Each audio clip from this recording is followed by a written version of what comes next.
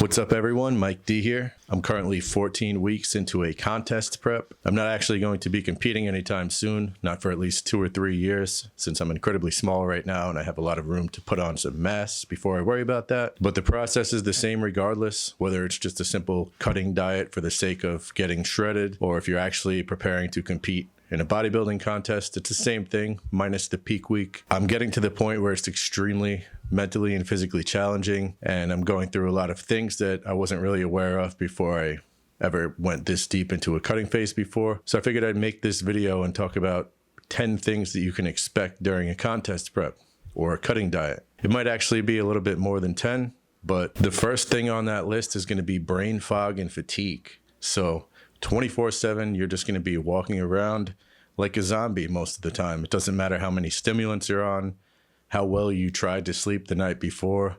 Your productivity at work is just going to suck. You're going to feel like you're dragging ass all day long. I'm up to the point where I'm drinking like 9 to 12 cups of coffee right now every day. And yeah, I just have no energy. I'm a software developer, so I need to be able to think properly, to sit here and solve complex problems and write code.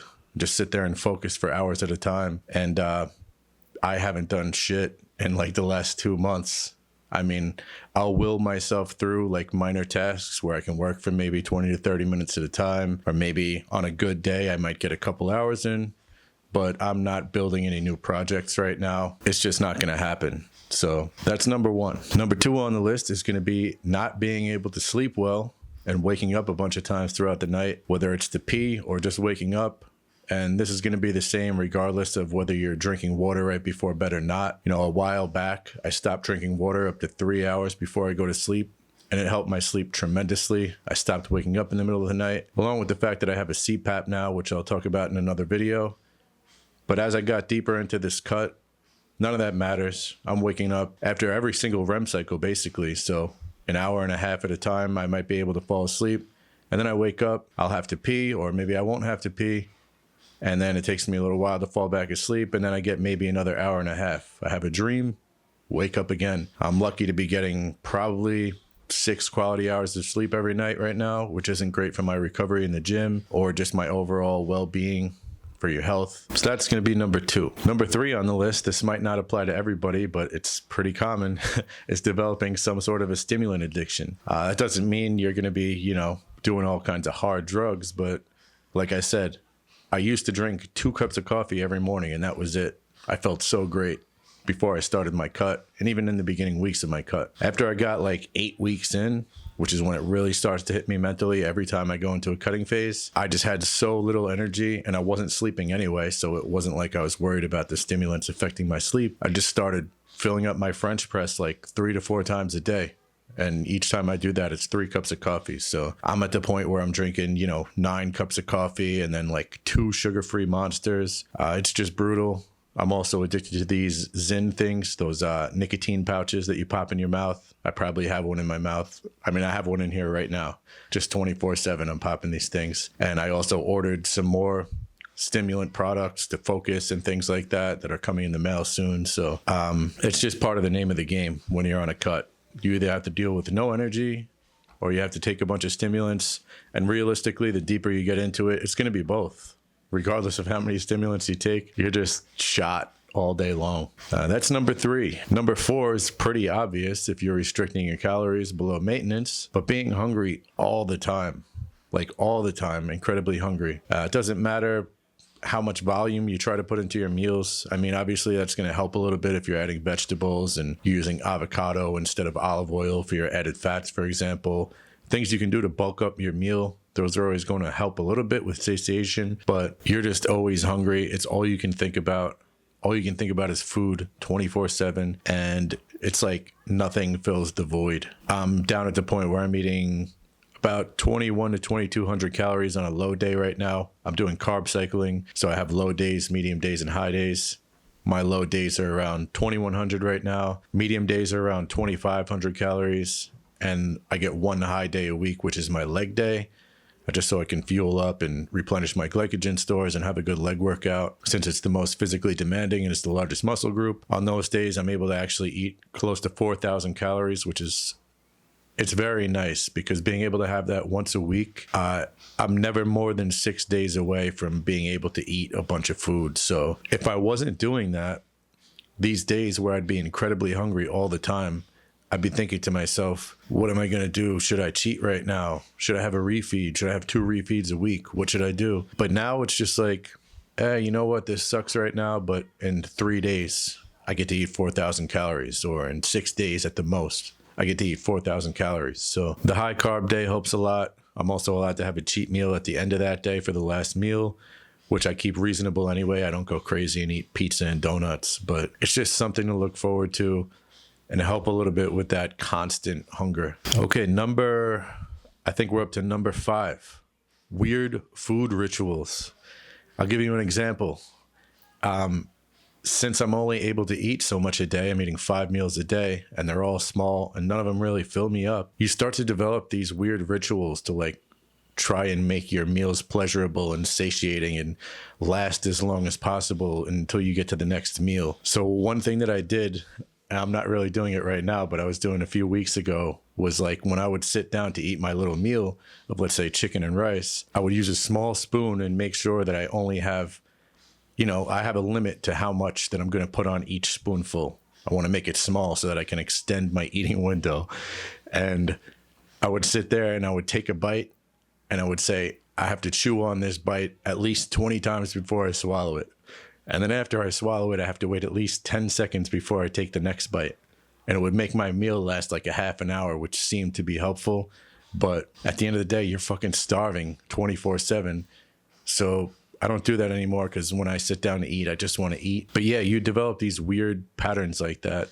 Another thing is just like not wanting to talk while you're eating, which I'm not really a big fan of in general. I have an issue with sound.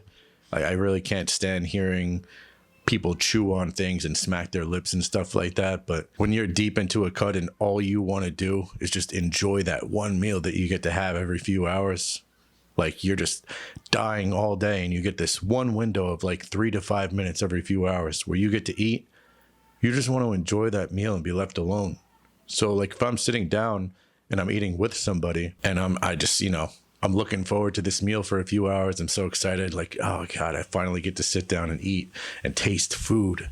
And I sit down and I go to take my first bite and somebody's sitting next to me and they're just like, so I ran into so-and-so today and you won't believe what she's, and you're just sitting there like, I don't give a fuck about anything you're saying right now. I just want to enjoy my food. Leave me alone and let me finish. It's just like all you want to do is enjoy that meal and you don't want anything ruining it. Number 6, I believe, which sort of ties into the last one, is irritability. And that's not just when you're trying to eat your meal. It's just like in general. You don't have the brain capacity to think about things. You don't have the brain capacity to like try and be all uppity and happy-go-lucky and friendly with people. Like you don't want to talk. You just want to be left alone. Things start to bother you that shouldn't really bother you that much because you're not really bothered at the thing in general. You're more bothered that you're just fucking starving and you want to eat all the time and you have no energy and you're falling behind at work and your workouts in the gym start to suck and all these other things that are just piling up and adding stress into your day. Plus the fact that you're not sleeping properly. You're just irritable. You're just not a friendly person to be around. Now, you might have some good days. You might be a good person who tries your best to be friendly with people, which I recommend. But at the end of the day, it's just like there's a certain threshold of how much you can take. And people around you are probably just going to want to stay away from you. And you're going to like it because you're going to want them to stay away from you as well. Whatever number we're on. Hyperfocus on the scale, the tape measure, the mirror. It's just like, if you're dedicated into the bodybuilding lifestyle, you probably weigh yourself every morning anyway, at least once a week, which I recommend because how can you keep track of everything if you're not keeping track of everything, right? How can you know if you're making progress if you're not actually tracking your weight, tracking your macros, tracking your calories and all that stuff? But when you're deep into a cut, I mean, me personally, I'm weighing myself like 5-10 times a day. I'll weigh myself before I pee, then go to the bathroom and then get back on the scale. You're sitting there peeing and you're like, you're trying to like mentally measure it out. I wonder if that pee was 2 cups. 2 cups is a pound. I hope I'm not holding so much water. I hope it's just what I drank today, and I hope I pee it out. And tomorrow morning, am I actually going to wake up leaner than I was today? It's just like, I'm measuring my waist every day with a tape measure, staring at myself in the mirror, taking pictures, comparing them to the picture from 5 hours ago, comparing it to the picture from 3 weeks ago, and from the picture from last week. I apologize for the background noise, by the way. There's people working outside, so there's nothing I can do about it. But that's one of the pros of living in Nicaragua. People are just working on their houses all day long. They buy land and they just sit there and hammer away. 12, 14, 16 hours a day. But I digress. Number, I believe, 8 is going to be social isolation, which kind of ties into what I said earlier about the wanting to be left alone, the irritability, the wanting to enjoy your meals in peace. But aside from that, you're just not going to want to be up for doing anything. I mean, think about what people do when they invite you out. It's always going out to this restaurant or going out to a bar, yada, yada, yada. All these things that you just know are not conducive to you succeeding at your goal of getting shredded. I'm 14 weeks in right now. I get 1 high carb day a week, 1 cheat meal, which still needs to be reasonable. It's not supposed to be like donuts and pizza. I don't have the capacity to go out and meet up with people. People invite me to, I got invited to a barbecue yesterday in a couple weeks. And it's like, it's not even that I mind going to the barbecue. You know what it is? It's like, it's not just about the barbecue. It's just any situation in general. I'm not trying to single that person out. But it's not the fact that I know that I can't go to a barbecue and sit there and eat my chicken and rice that I brought in a Tupperware. I know I can do that. And honestly, I think that's great if you can do that, because it's all about spending time with people you care about, spending time with your friends. It's not about what you're putting in your stomach, right? It's, why should it matter? If I eat chicken and rice and you eat sausage and peppers on a bun from the barbecue, or a burger and fries, or whatever you're eating, the important thing is that we spend time together. The problem is other people don't want to accept that. Other people want to project their shit diets onto you, basically. It's like, even though you can be happy spending time with other people, realizing that there's going to be a difference in what you eat versus what they eat, that doesn't matter to you, because you're like, you know what, I want to see my family, I want to see my friends. So you're okay with that. You're okay eating your chicken and rice in a Tupperware, but it's other people projecting their bullshit diets onto you. It's like, why isn't it good enough if I just come and spend time with you? Isn't that what's important? Other people are going to sit there and get offended if you don't want to eat the same thing that they're cooking. And it's like, I realize there's a balance to be had. If you're not 14 weeks in to like a 16 or 20 week diet or whatever it is, or if you're not like actually preparing for a contest, maybe there's some justification for, being a little bit looser with things once in a while. But I have a coach who designed my diet for me. I pay like $4,000 a year to have this coach. I'm not doing this to sabotage myself. I'm not putting in all this work just to have somebody else get upset with me when I don't want to eat the food that they're eating. So you tend to build up these whole scenarios in your head where something's going to go wrong and someone's going to get offended, which they probably are. And you tend to avoid it in general. You're like, you know what? It's easier if I just don't go.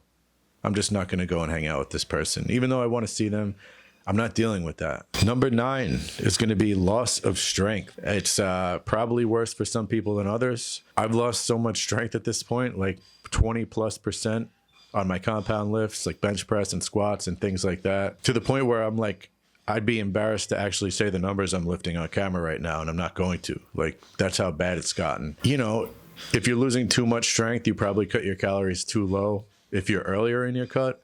But when you get to the final weeks of a contest prep where you're like sub 10%, 8% or even less body fat, you're just going to have less strength. And it's not necessarily a problem. It's just what sucks with that is you don't see scale changes daily, especially with carb cycling like I'm doing, right? I have my higher carb day. I'll add 4 pounds of glycogen on that day, wake up the next morning, 4 pounds lighter than 4 pounds heavier than my previous lowest weight. And I spend the rest of the week dialing down the carbohydrates to the point where it's like, it's going to be another week before I even know if this week was successful in losing any weight. And while that's happening and you're not seeing progress, you're not getting any instant gratification on the scale, at the same time, you're seeing your lifts go down in the gym. It gets to be a little bit demotivating and it kind of sucks, but you just got to power through it. You got to push yourself, make sure you're recovering. And that's about all you can do. When you build up muscle during your bulking periods, you add new myonuclei into your system. So that whole muscle memory thing is real. And you just have to remember and accept the fact that when your cut is over, you start to go back into a bulking phase or a maintenance phase, you're going to add that muscle back pretty quick. You're going to get that strength back pretty quick. So you just got to stick to the program and tough it out. I mean, it sucks, but that's just the way it is. Number 10 is going to be spinning your wheels mentally. And what I mean by that is like I said, I have a coach, right? But let's pretend I didn't, because I actually didn't for the first 11 weeks or so of this cut. I just hired him recently. I would get, let's say, to the 8-week mark in my cut. That's when it really starts to get challenging for me mentally. Prior to that, everything's easy. For like the first 4 to 6 weeks, cutting is actually pretty easy, you know, because you go from this completely filled out state where your body's just like inflamed, you're carrying around so much water weight, and it's just like, while you feel good in the gym, walking around the rest of the day kind of sucks. And you get to the point where it's like, you started your cut, you're 4 weeks in, you're eating less food, you gave your digestive system a break, you're carrying less water around, your insulin sensitivity is improving, all these positive changes are happening in your body, and you feel great. But once you get to that point where the honeymoon phase and the cut is over, and you get to the point where it's really mentally challenging, what happens is you find yourself trying to engineer solutions to problems that might not exist, right? You're hungry all the time. That's part of cutting. So you're going to be sitting there. You get to the point where you're like, oh, my energy's so low. I'm so irritable. I look flat. Should I have a refeed day? Is a refeed day better than a cheat meal? Should I have a cheat meal instead? Should I have a refeed day with a cheat meal? I mean, oh my God, I look so flat. Maybe I should have 2 or 3 refeeds this week. You find yourself spending the next 2 or 3 days just like binge watching YouTube videos where you're like, you know, you're searching, John Meadows cheat meal, Fuad Abiyad cheat meal. You're looking up all your favorite bodybuilders and seeing what their opinions are on cheat meals, because it's confirmation bias. You're trying to seek out information that confirms the fact that you should definitely have this cheat meal, or you should definitely have a refeed. And you spend so much of your mental energy and your time and your focus on trying to solve this problem, and it might not even be a problem that exists. Maybe you don't need a refeed. Maybe you don't need a cheat meal. And that's why, for me, it's been incredibly helpful to get a coach, because prior to me hiring a coach and prior to this cut, I spent my whole life spinning my wheels with bodybuilding. Like, I've been lifting on and off since I was 18 years old. I have no gains to show for it. I mean, I'd say I'm pretty jacked compared to the average person. If you ask the average person, like, is that guy jacked? They'd probably say, yeah. But in a bodybuilding contest, like, I would get laughed at if like I tried to compete right now. I'm 163 pounds. I'm embarrassed to say that on camera, but that's where I'm at right now. And that's because I've spent my whole life, I'd go into a cutting phase. I'd get 8 weeks in, 10 weeks in, and I'd be pretty close. Like, the lowest I've ever measured on a DEXA scan was 10.8%. That's pretty good, right? But it's not all the way there. I want to get down to 8. I want to get down to 7. But I get to that point where I start spinning my wheels mentally. I start trying to justify the cheat meal. Next thing you know, I'm back in a bulk. And the same thing happens in reverse. I get to that point in the bulk where I should probably be pushing a little more. And, it just gets too challenging, and I justify why I should be cutting. And so I go into a cut because I'm like, well, I'm eating so much and I'm not really gaining quality mass. Maybe I need to improve my insulin sensitivity and lean out a little bit. I should have started this bulk from a leaner phase. And next thing you know, you're 35 years old. You've been lifting for, 15 years and you're 163 pounds lean. So hiring a coach has been incredibly helpful for me for that reason, because it takes all that mental burden away from me. I don't have to think about any of this. I just say, hey, coach, here's my progress for the week. And he says, here's your diet for the week. I'm not on YouTube looking up whether or not I should have a cheat meal. I just don't need to think about any of these things. It's not my problem. It's what I hired my coach for. I'm not saying everybody out there needs to hire a coach. Obviously, you can do this without one. I know it's expensive, so I'm sure not everyone has the means to do so. I'm very fortunate in that regard right now, but that's besides the point.